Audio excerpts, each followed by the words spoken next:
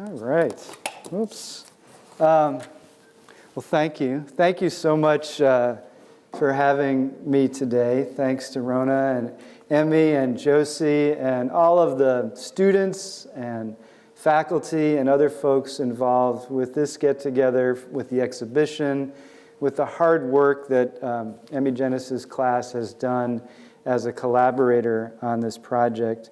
I haven't gotten to see the exhibition yet, so I'm excited afterwards to check it out. It was sort of a struggle getting down here. As you probably know, there's an incredible south wind blowing up from Oklahoma, I guess. But I'm really honored to be here. This is a project about history writ large, and I am not a historian. So just keep that in mind. It really comes out of my feelings about how our state, Kansas, if you call it your state, and I do, is in an interesting point in its history. It's in a very tumultuous sort of situation. Regardless of your politics, the state and what's happening here is being characterized in a very narrow way, I think. And this project is, in some sense, a way of reminding ourselves that we're much more than this particular moment in time. And we'll talk a little bit about that. So it's called the Kansas People's History Project. And very important to know that this is a project funded in part by the Kansas Department of Commerce, the Creative Arts Industries Commission, which may not be with us much longer, by the way, having to do with the state allocations and so on. Also, the Mid-America Arts Alliance and a grant program that's supported by the National Endowment for the Arts. The Watkins Museum of History is our big partner in Lawrence, Kansas, and where the People's History exhibition will have its debut in May or early June, I think. The Salina Arts Center is a partner, Pittsburgh State, obviously, La Casa de la Semilla in Wichita, Haskell Indian Nations University, Bethel College in North Newton, the Interurban Art House in Overland Park, the printmaker Justin Marable, who I had hoped to drag along with me today, but he got to babysit his children instead, and the great art supply and exhibition space in Lawrence called Wonder Fair, which is going to sort of step up a little later in the project and sell some of the screen-printed portfolios that I'll talk a little bit about today, and also some more inexpensive versions of all the prints that are being made during the project. So a great debt of gratitude to all of those folks for making this possible. But why do this project? We all know that in 1492, Columbus discovered America. Right? Well, I think it becomes pretty clear when we look at the most famous example for the need to do people's history, or for the need, basically, to do history from the bottom up. And from the bottom up, that phrase for thinking about and doing history comes from the writer, thinker, activist, humanitarian Howard Zinn, who, among many other things in his life, engaged in a project, a lifelong project that continues to this day, that he called A People's History of the United States. Seems like a pretty straightforward title, but think about it carefully. He's not saying the People's History of the United States, is he? It's a, meaning there are many. There are many histories of the United States.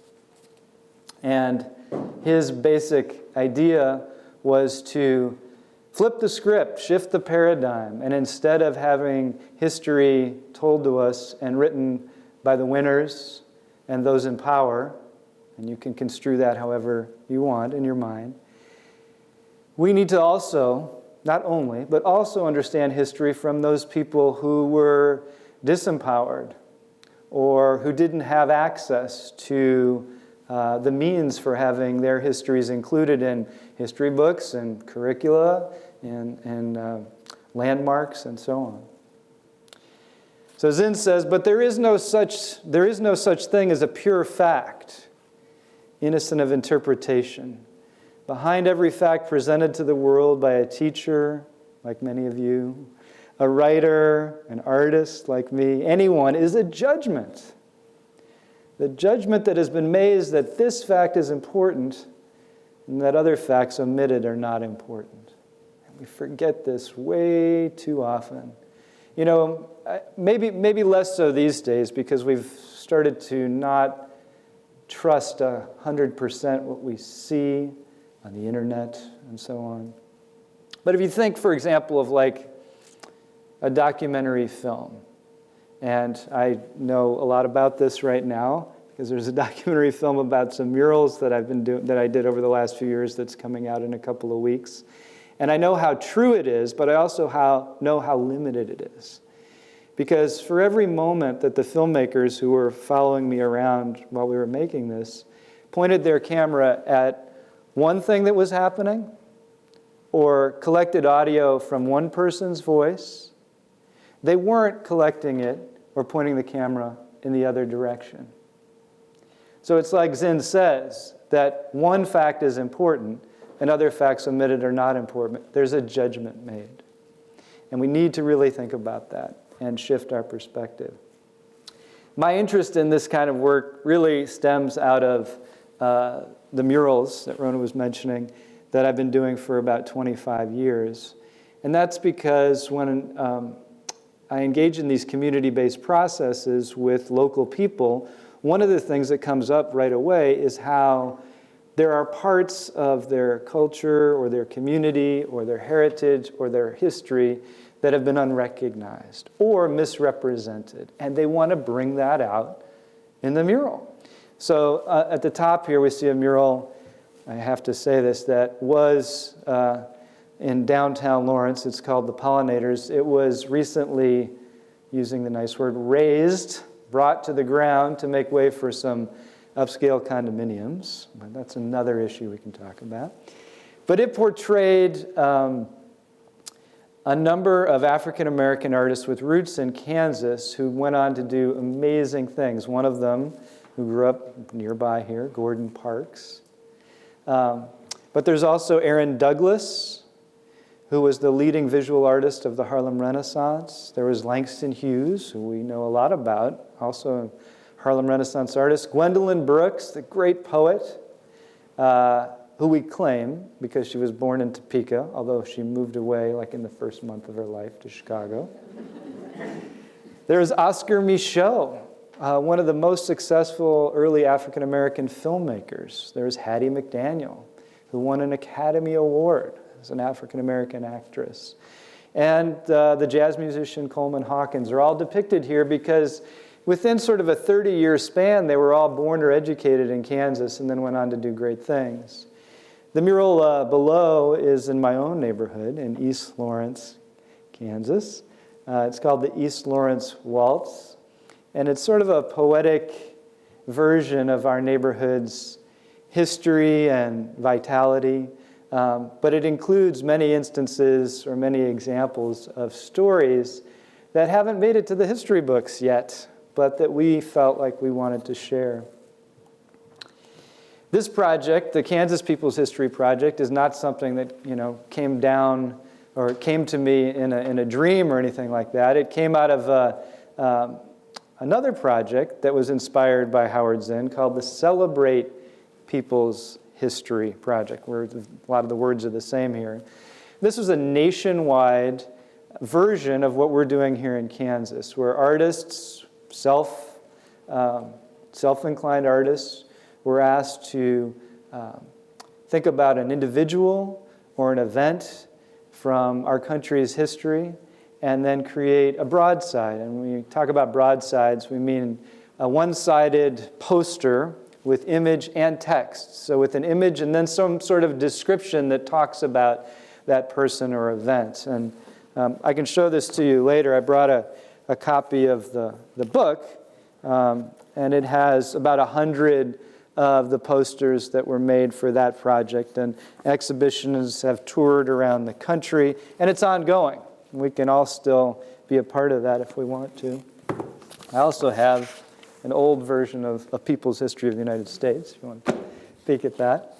So Celebrate People's History was something I was really interested in, and I participated in right away, and thinking, there may not be a lot of submissions about Kansas, even though we have such a rich and amazing story to tell here.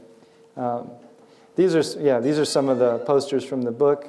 And then the subject that I chose, once again, sort of close to Pittsburgh, has to do with the Amazon Army. And some of you here may know about the Amazon Army. If you do, raise your hand if you've heard. Yeah, this is like when we were in class, some of the same students. This is one of the only places where anybody actually knows when I talk about this, which is fantastic.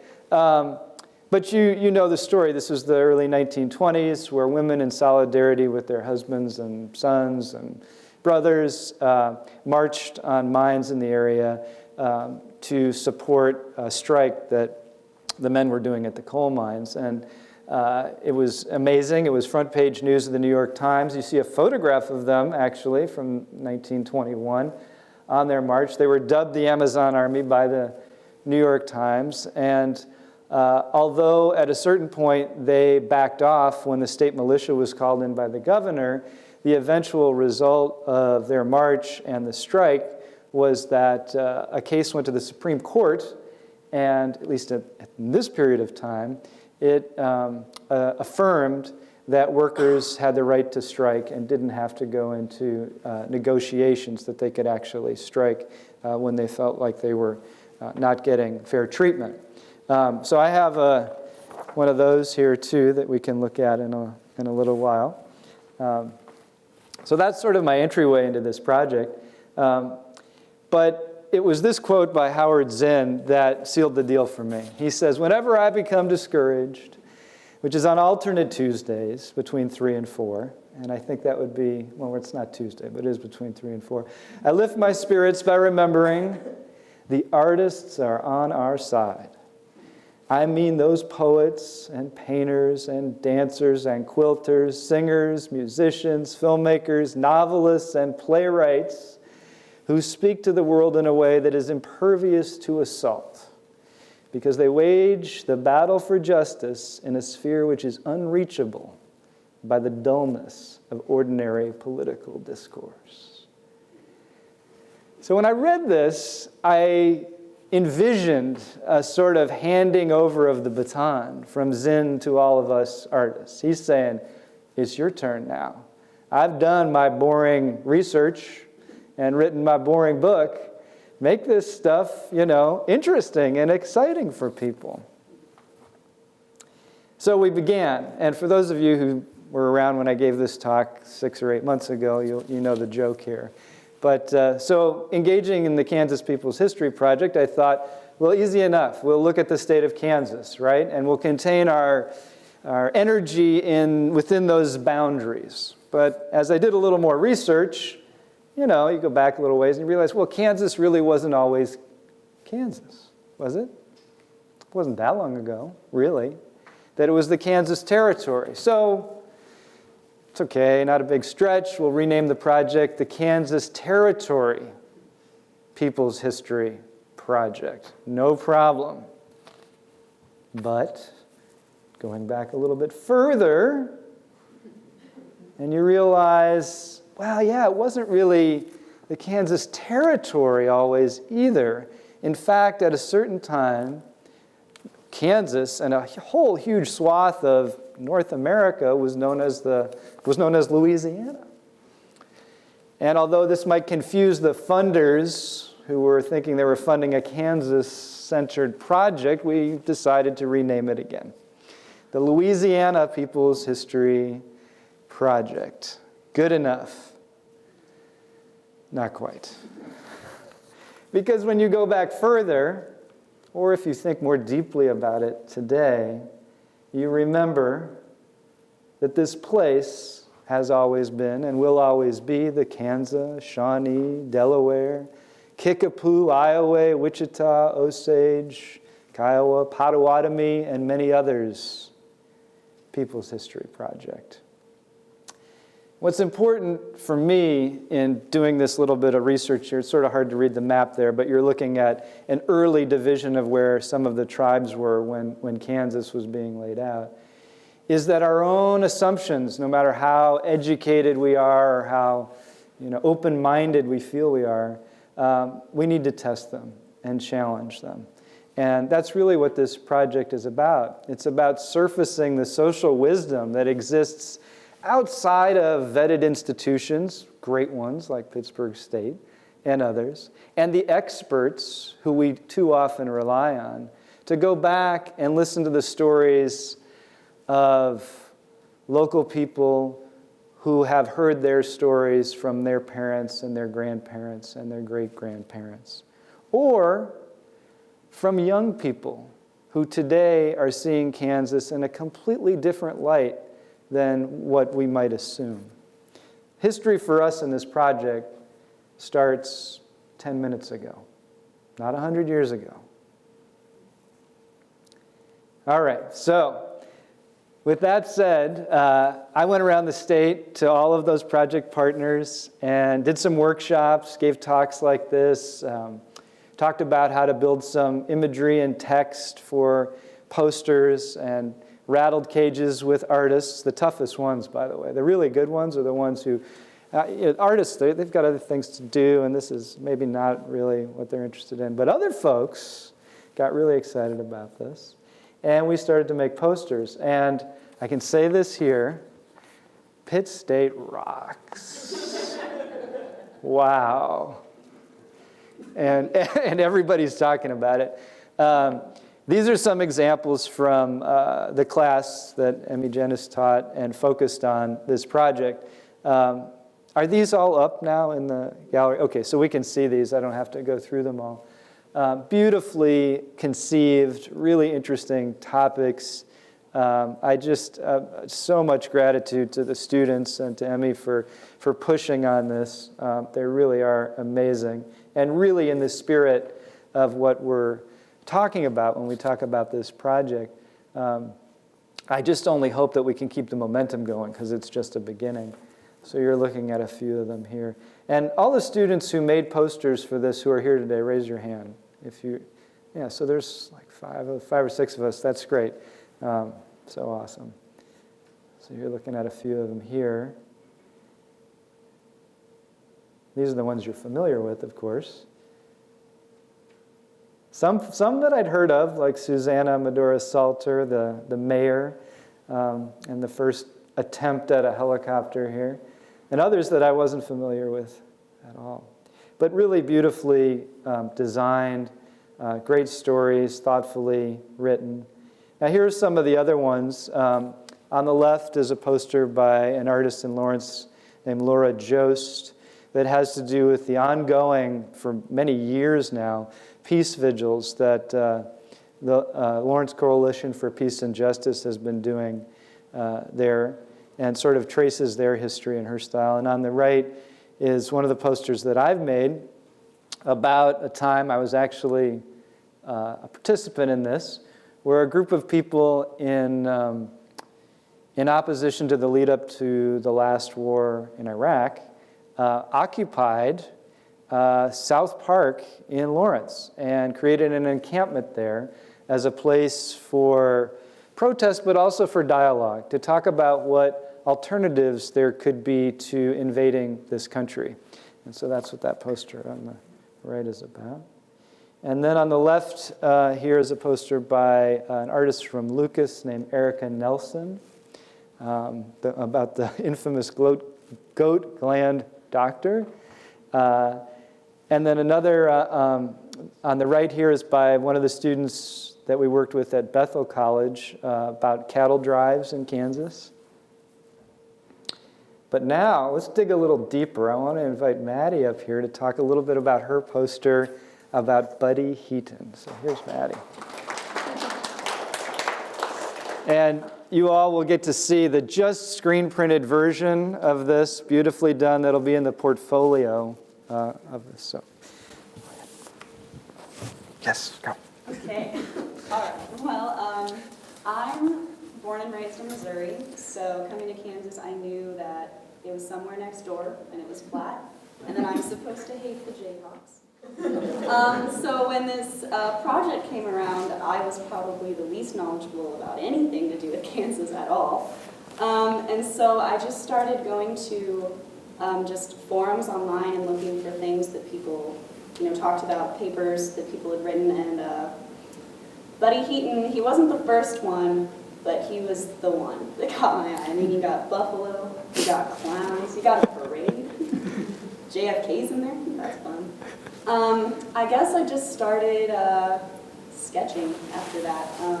It was a hand lettering course, so that was the main focus here. I went with the ribbon because it seemed kind of parade-y. The lettering seemed a little Western, so we have the cowboy. I guess Buddy Heaton's story, I guess I should tell you that. Sorry. Buddy Heaton was a rodeo clown. He was well known around the state and in the Midwest, and he trained this buffalo he named Old Grunter. And so he rode this buffalo around, and everybody loved the guy riding the buffalo. And so it was John F. Kennedy's inaugural parade in Washington, D.C., and Buddy decided he wanted to come. So he showed up at the beginning on his buffalo, and they were like, dude, you can't get in here. You're on a buffalo. And I guess he had some other buddies that were also in the parade, and they were like, come on, just come in here. And so Buddy Heaton, without permission from the Secret Service, rode down Washington Avenue in front of JFK. And to prove that there were no hard feelings, he actually asked him back twice to perform for him again. And he's performed in front of the Queen and Winston Churchill. And he's just a good old boy from Kansas. And so, yeah, that's my project. So. Thanks, Maddie.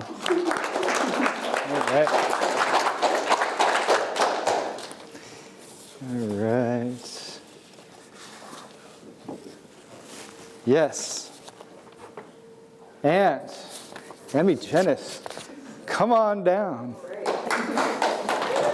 So another one you'll have to take a look at because it has gold ink on it. All right, so come check this out later. It's terribly fancy. Before I talk about the poster, I guess I'll talk a little bit about the class that I taught last semester that I got involved in this project. I am, in addition to teaching illustration and visual storytelling here at Pitt State, I am also a cartoonist, and all of my work is nonfiction and focuses on historical topics. So when Dave came and gave his presentation on this project here, I knew that I had to get my class involved because it's right up my alley, and I was teaching this hand lettering course, and of course these broadsides incorporate imagery and text, and so it was perfect for the class that I was teaching. And so we got the class involved. This was actually our final project, and I moved to Kansas in August of 2013, so I also didn't know a whole lot about Kansas. And this project was really great because my students, we went to the library, Steve Cox showed us the special collections, talked all about Kansas, and showed us everything the library has to offer, and we did some research there, and we all learned so much about Kansas that we didn't know before, especially me, since I wasn't coming from a very large knowledge base. So after we did all that, I knew that I had to do my own poster, obviously, and so I chose Annie Diggs.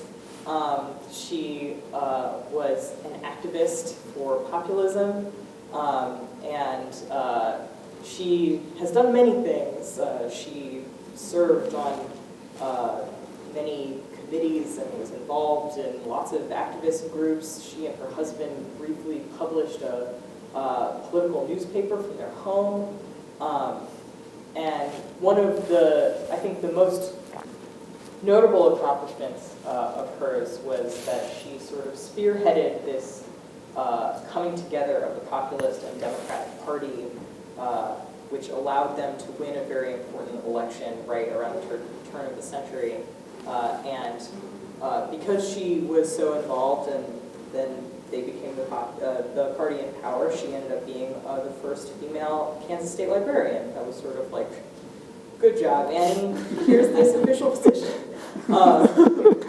I did a lot of research looking into old newspaper articles for this, and they were all written definitely from a time period that was aghast at a woman in politics. Lots of newspaper articles saying that this Democratic conference has been taken over by ladies. It's, quote, enough to make a horse laugh, which I don't know, is that a lot? I don't know. I don't know when horses laugh, but I found lots of articles that were varying ranges of hilarious and enraging reading about her. And I have a quote included here that the biggest man in the Populist Party of Kansas today is a woman. So she was really fascinating to research. Has so many accomplishments that I couldn't possibly list now, and I was sort of horrified to find that this very important person in our state history does not even have a Wikipedia page. So if anybody has some free time later and likes to edit Wikipedia, this is definitely something to put on that list. If anybody wants to throw her up on there, that'd be great. Maybe I will at some point when I have time. Anyway, that's my plea for putting Annie Diggs on Wikipedia. Please, somebody, thanks. Thanks, Emmy.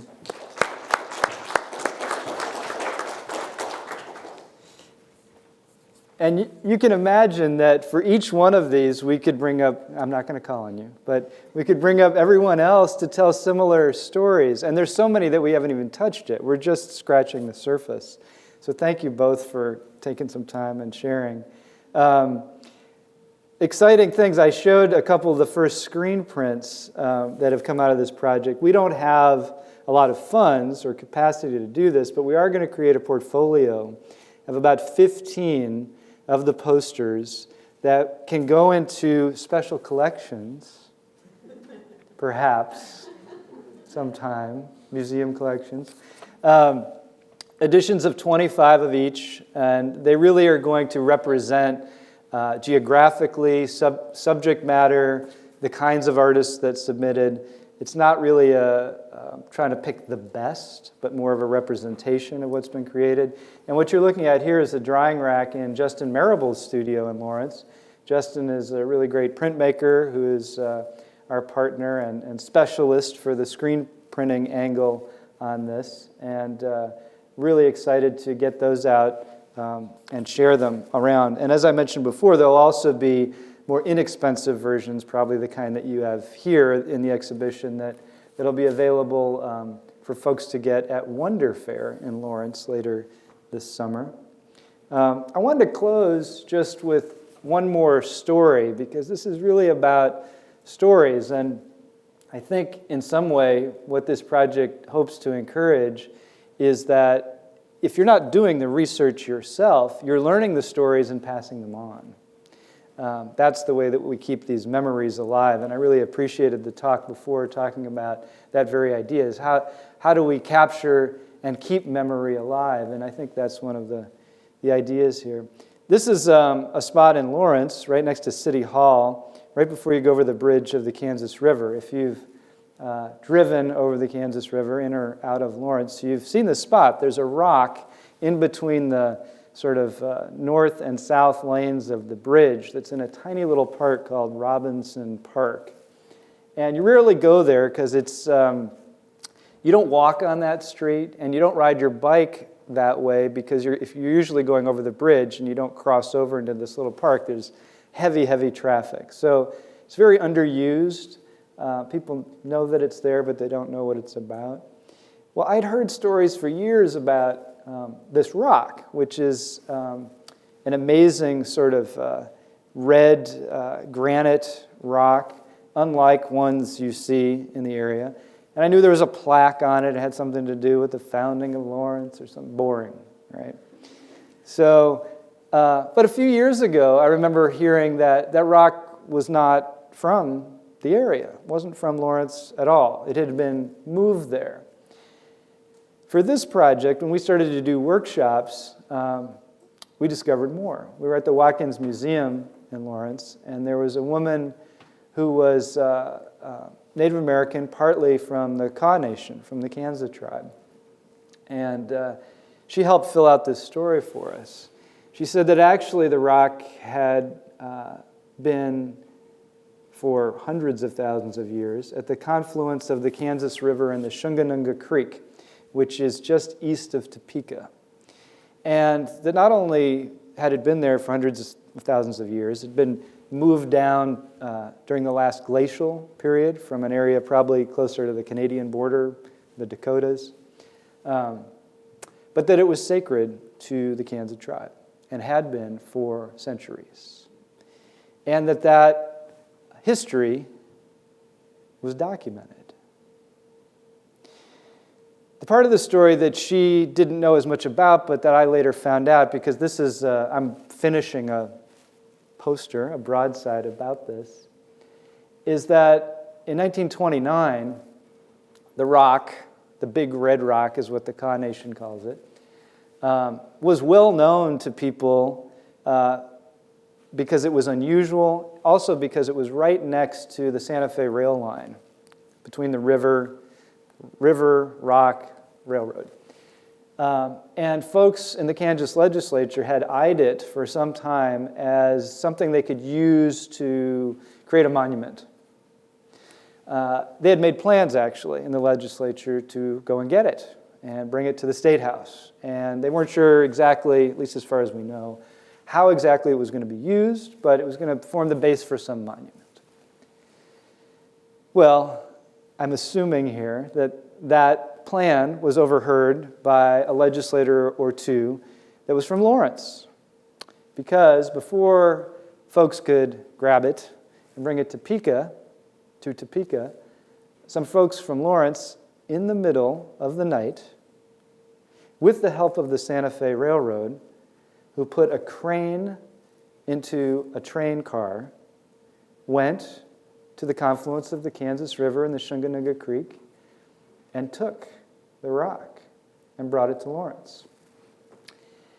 It was put into Robinson Park, and it was dubbed at the 75th anniversary of the founding of Lawrence, the Lawrence Founders Rock. And you're seeing the ceremony for that in this photograph. There's a little bit of irony here, right? The plaque lists all the names of those folks involved with the New England Immigrant Aid Company who are associated with the founding of the city of Lawrence. There's not one mention of where the rock came from, or the Kansas tribe, or its relevance to the tribe. This is not an unusual story. We know that these things happen all the time. The difference here is that we have documented history of the significance of this rock to the tribe.